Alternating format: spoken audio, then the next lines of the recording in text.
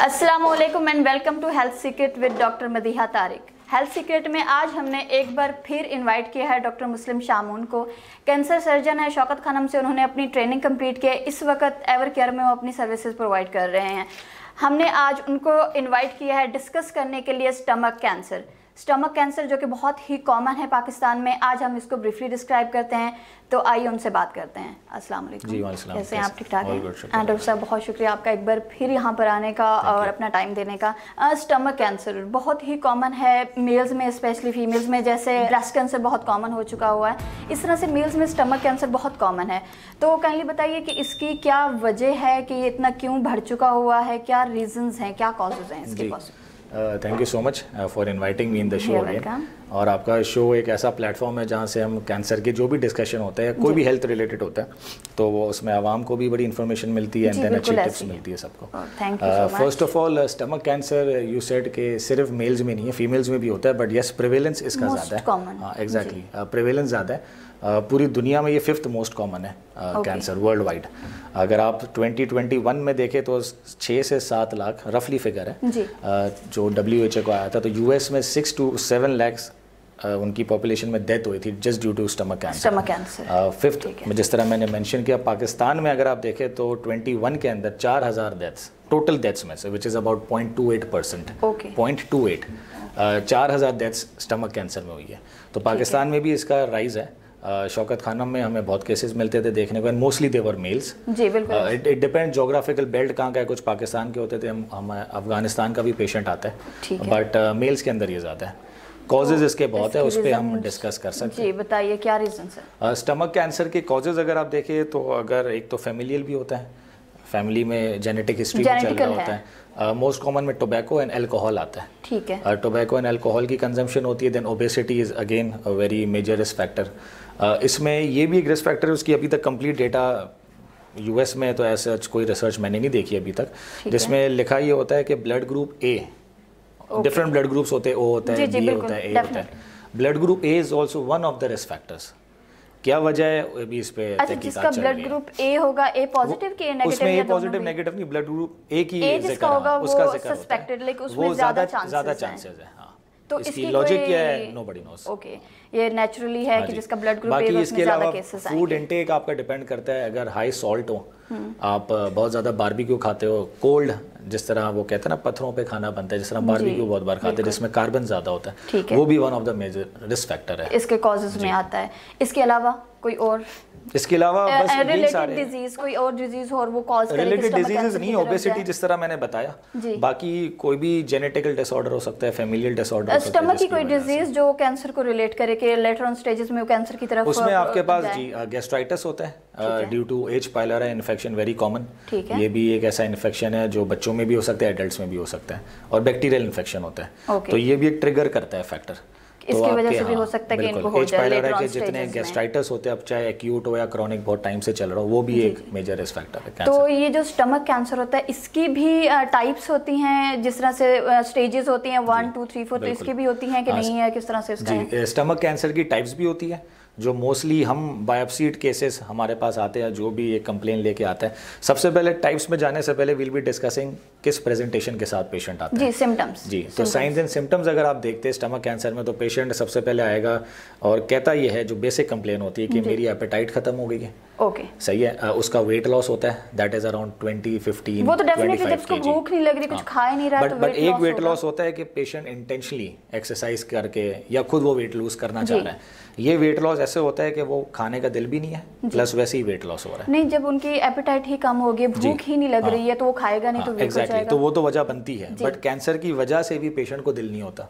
तो वही बात आ गई, लो एपेटाइट। हाँ जी बिल्कुल। तो लो एपेटाइट होता है, वेट लॉस आता है, बहुत बार वो कहता है हमें वॉमिटिंग होती है। अब वॉमिटिंग में बहुत बार ब्लड भी आता है, नोजिया की फीलिंग भी रहती है। तो वॉमिटिंग में ब्लड आता है, और इसके अलावा जो है बेसिक वो कहता है कि मैं कुछ भी खाता हूँ मुझे यहाँ जलन होती है, तो वो इसोफेगस और स्टमक को ही हम सस्पेक्ट करते हैं। वो हार्ट डिजीज से नहीं रिलेट करते हैं कि अगर आपको इस पेन हो रही है, आपको जलन हो रही है, तो आप वो वन ऑफ द डिफरेंशियल्स है कि हम ईसीजी करवा लेते हैं, कार्डियो पॉइंट ऑफ व्यू से उनको क्लियर कर लेते हैं, तो उसमें हमारी मेडिसिन की टीम हमारी हेल्प करती है। तो हम ईसीजी करवा लेते हैं कि चेस्ट पेन में वो भी डिफरेंशियल आता है, बट उसका मोस्टली होता है एपिगैस्ट्रिक पेन है आपके एम्ब्लाइकस के ऊपर। तो उसमें जब हम ईसीजी क्लियर आती है देन कहते हैं कि यार चले कार्डियक इशू उसका कुछ भी नहीं है, so then we rule out that and then हम जाते हैं ये डायग्नोसिस की तरफ एंड डिफरेंशियल्स की तरफ, yes it can be a cancer. क्या पॉसिबल इसके डायग्नोसिस होते हैं, आप इन्वेस्टिगेट कैसे करते हैं, कौन कौन से इंस्ट्रूमेंट्स होते हैं, कोई स्कैनिंग टेस्ट होते हैं, या किस तरह से आप इस चीज़ को इन्वेस्टिगेट? अच्छा, जब ये पेशेंट सिम्टम्स लेके आता है तो देन वी सेंड हिम, जिस तरह अगर कोई प्राइमरी फिजिशियन के पास आएगा तो वो हमारे पास शौकत खाना भेज देते हैं, या फिर कोई कैंसर पर्टिकुलर अगर इंस्टीट्यूट हो, तो when the patient comes to me तो हम जो है उसके बेसिक टेस्ट करवाते हैं, जिसमें it starts with the ultrasound. ठीक है, अल्ट्रासाउंड एब्डोमेन होता है, एक एंडोस्कोपिक अल्ट्रासाउंड होता है। अच्छा, एक आपने सुना होगा कि एक एंडोस्कोपी होती है जिसमें स्कोप हम एसोफेगस के फूड पाइप से कैमरा अंदर जाते हैं, देन वो पूरी एसोफेगस को भी देखता है और स्टमक की भी लाइनिंग को देखता है, वो ल्यूमेन के अंदर होता है। वो तो एंडोस्कोपी होगी। इसके अलावा एक होता है एंडोस्कोपिक अल्ट्रासाउंड में नहीं यूज होती। एंडोस्कोपी एक इन्वेस्टिगेशन भी है, थेरेप्यूटिक भी हो सकता है। अच्छा। मींस वो ट्रीटमेंट भी कर सकता है। जब वही स्कोप अंदर जा रहा है तो फिर हम उसी स्कोप में से वही सेटिंग में सेम सेटिंग में हम उसमें से उसका सैंपल ले लेते हैं, बायोप्सी कर लेते हैं, then we send that for the biopsy और फिर हमें रिजल्ट पता चलता है कि इसकी क्या टाइप्स है। तो एक एंडोस्कोपी होती है, फिर एक एंडोस्कोपिक अल्ट्रासाउंड होता है। उसमें भी हमें ट्यूमर की स्टेजिंग कितना, वो उसकी डेप्थ कितनी है, कितना स्टमक की वॉल तक इन्वॉल्व है, कितनी वॉल तक अंदर तक जाता है या स्टमक के बाहर आता है, वो भी पता चल जाता है। फिर सीटी और एमआरआई स्कैन्स होते हैं। तो ये इसकी इन्वेस्टिगेशन। तो ये सारे टेस्ट करवाने पड़ते हैं या आप एक दो टेस्ट से ही इसकी कंफर्मेशन कर देते हैं? नहीं, वी स्टार्ट विद एंडोस्कोपी।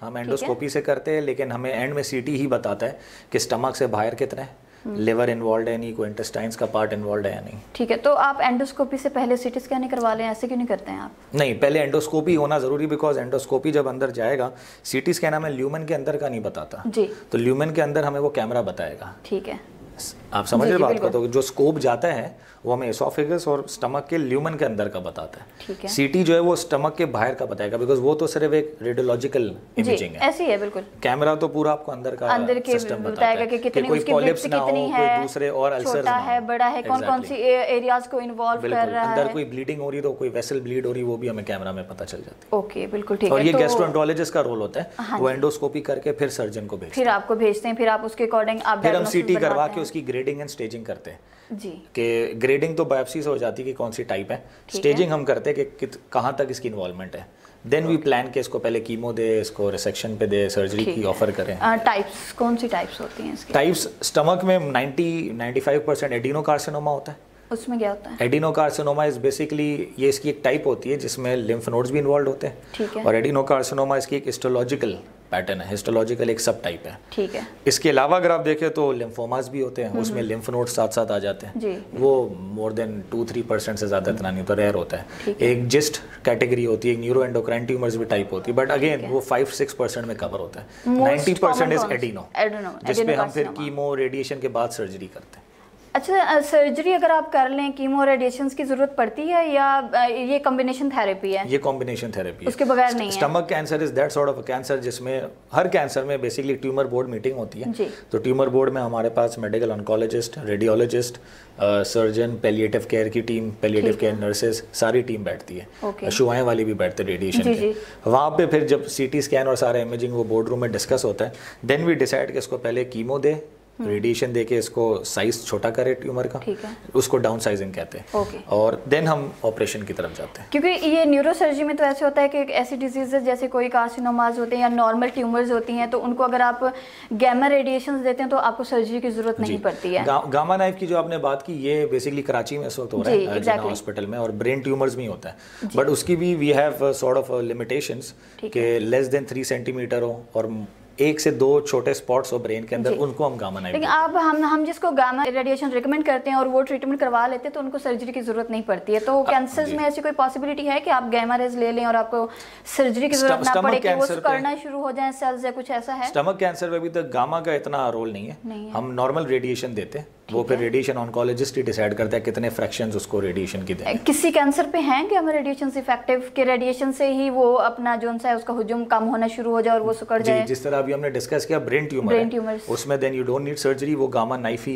उसको गामा नाइफ सर्जरी कहते हैं, वो रेडियो सर्जरी। जी जी बिल्कुल। तो वो रेडिएशन से ही बेसिकली वो पूरा रिमूव हो जाता है। बस ब्रेन सर्जरीज में ये होगा। Then you need to keep the patient on follow up, कि ऐसा नहीं कि हम ट्रीटमेंट करके छोड़ दे, फिर आप 6 मंथ्स ईयरली स्कैन्स करवा लें, MRI CT नहीं, फॉलो अप तो चलता रहता है, लेकिन जैसे आप ब्रेन ट्यूमर्स के लिए ये एक पॉसिबल ट्रीटमेंट है कि आप सर्जरी की तरफ ना जाएं, इससे भी आप रिकवर कर सकते हैं। तो आपके और कैंसर, ब्रेस्ट कैंसर या स्टमक कैंसर, लिवर कैंसर, कोई और कैंसर हैं जो रेडिएशन से ठीक होने के चांसेस नहीं? इसमें कोई पर्टिकुलर लाइन नहीं है, ये गाइडलाइंस होती है बेसिकली, ये NCCN गाइडलाइंस होती है, which is American guidelines, national cancer comprehensive network है।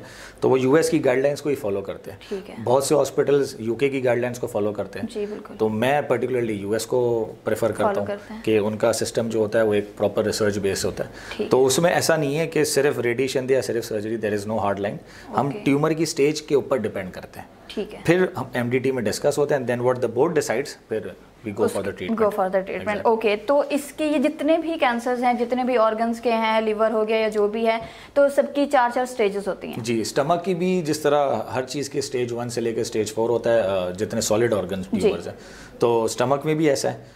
स्टमक की अगर आप देखते हैं तो जो लाइनिंग होती है अंदर की होती है म्यूकोसा, एंड देन सब म्यूकोसा, देन उसकी मस्कुलर लेयर आती है, और फिर स्टमक के बाहर की लेयर होती है सेरोसा।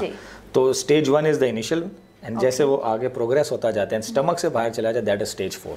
तो स्टमक के पास अगर आप देखें नीचे पैनक्रियाज है, राइट पे लिवर आ जाता है, उसके साथ छोटा गॉल ब्लैडर है, छोटे लिम्फ नोड्स सारे स्टमक के अराउंड होते हैं। तो उनको इन्वॉल्व करना शुरू हो जाता है स्टेज 4 में? यस, डेफिनेटली उनको भी इफेक्ट करता है। आगे आपकी एक लाइनिंग होती है ओमेंटम की, उसमें आपके नोड्स आ जाते हैं, क्योंकि स्टमक इतनी क्रिटिकल सिचुएशन में कि सारी मेन वेसल्स भी उसके साथ होती है। जी बिल्कुल। एओर्टा की भी ब्रांचेस वहाँ से जा रही है, मेन आपकी इंफीरियर वीना का जो मेन वेन है उसकी भी ब्रांचेस वहाँ से जा रही है, लिवर की पोर्टल वेन भी साइड से जाती है। तो ये सारी चीज़ों की इन्वॉल्वमेंट हो जाए, देन इट्स टफ।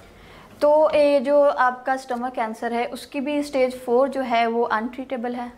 अनट्रीटेबल इस तरह कह सकते हैं, वो पैलिएटिव केस होता है।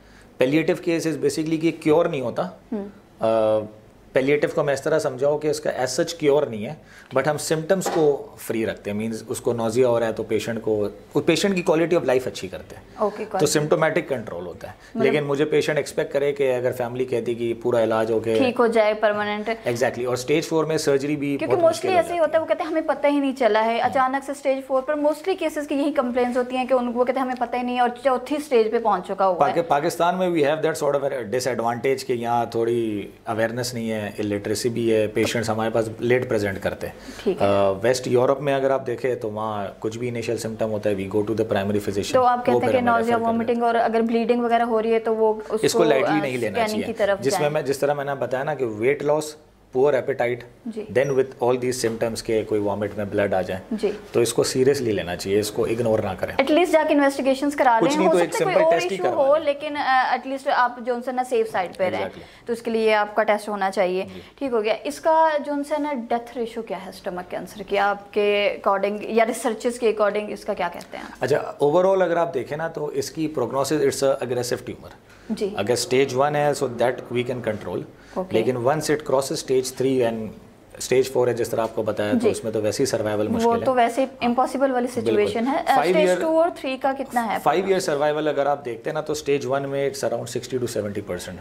ठीक है। 5 ईयर सर्वाइवल का मतलब ये होगा कि एक प्रोबेबिलिटी होती है, खुदा तो कोई नहीं है, ना हम कोई किसी की गारंटी दे सकते हैं, बट जो रिसर्च आती है, पेपर्स पब्लिश होते हैं जिसमें जापान, कोरिया बहुत ज़्यादा रिसर्च करता है। They are very sort of best researchers I would say. Europe से ज़्यादा है जापान और कोरिया ये वाली कैंसर की टाइप में। ठीक है। स्टमक और कोलोरेक्टल के अंदर बहुत आगे, यूरोप से भी आगे।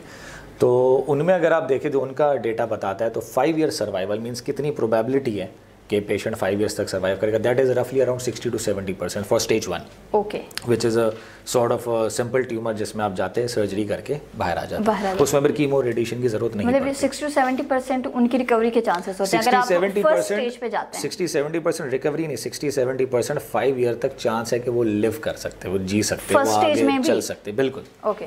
उनकी लाइफ एक्सपेक्टेंसी एक सॉर्ट ऑफ है, बाकी तो नोबडी नोज किसको। नहीं, वो तो एक अलग बात है, लेकिन अगर हम स्टेजेस पे इसको कैटेगराइज करते हैं तो फर्स्ट स्टेज पे मेरे ख्याल से वो ट्रीटेबल है, तो ये फिर भी 5 इयर्स का उसका है expectation? That is around 60 to 70%, 5 year survival.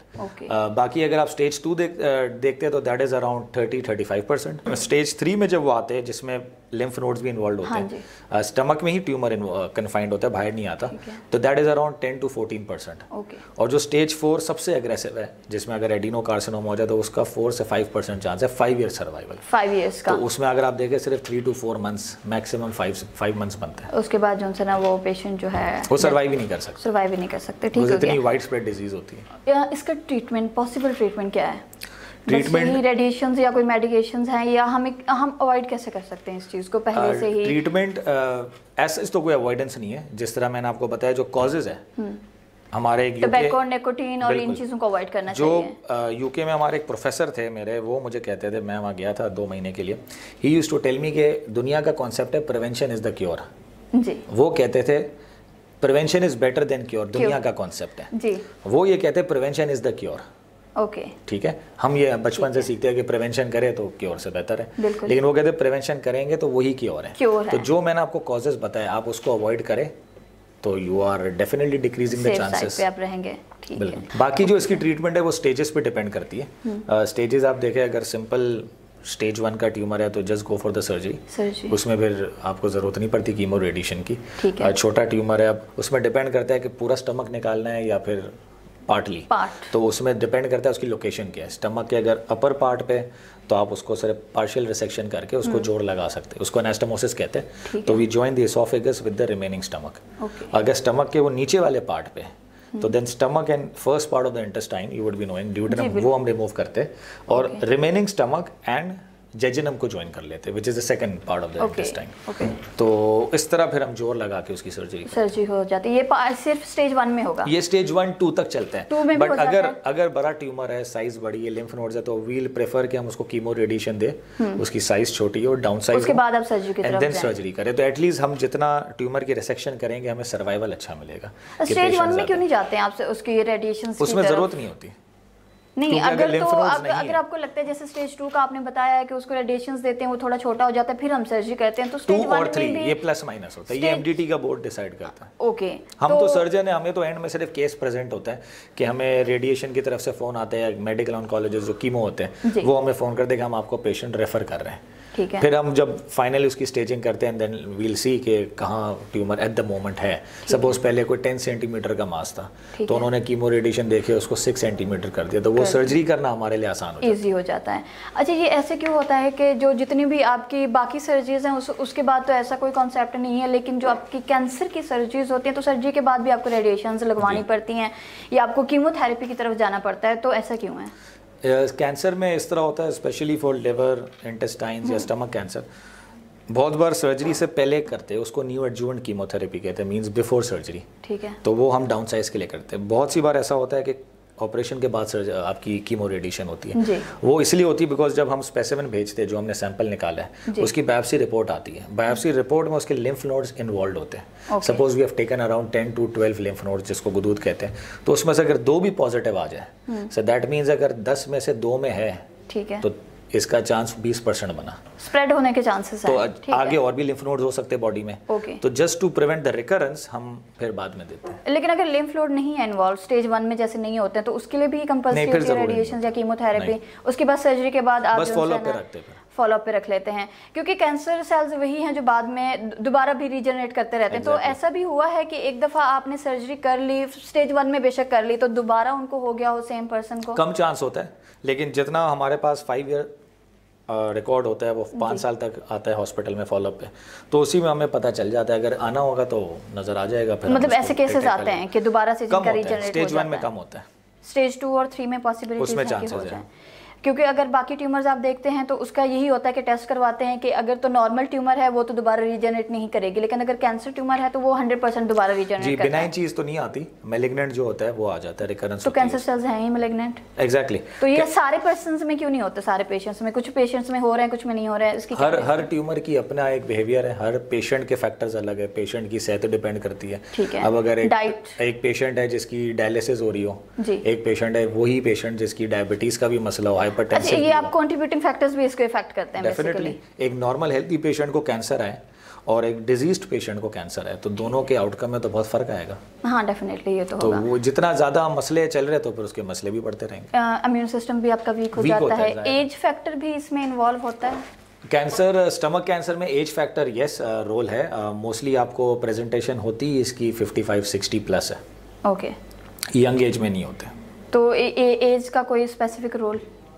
Weakness, immunity loss? Age का स्पेसिफिक रोल तो नहीं है, ये वही बात होती है कि क्योंकि ओल्ड एज में डाइट भी अच्छी कर देते हैं। नहीं, लेकिन जो टाइम के साथ आपकी डाइट रहती है, आप सपोज कोई स्मोकर है जी, तो 10 साल में उसको शायद प्रेजेंटेशन ना हो, लेकिन वो 30 साल से स्मोक कर रहा हो तो उसकी एज भी 60-70 प्लस होगी, उस वक्त जाके उसको कैंसर हिट होगा, सिम्टम्स शो होने। तो जितना आपके ये पॉजिटिव एजेंट्स आप यूज कर रहे थे जिंदगी में, वो फिर एंड में जाके प्रेजेंट करते हैं। तो इसीलिए एज के साथ ये इसके चांसेस बढ़ जाते हैं बेसिकली मेल्स में। और फीमेल्स में सपोज कोई 10 साल से अल्कोहल पी रहा है जी, और कोई 25 साल तक पी रहा है, तो जो 25 साल पी रहा है उसकी एज भी उससे ज़्यादा होगी, तो उसको ज़्यादा चांस होगा करने का। ओके।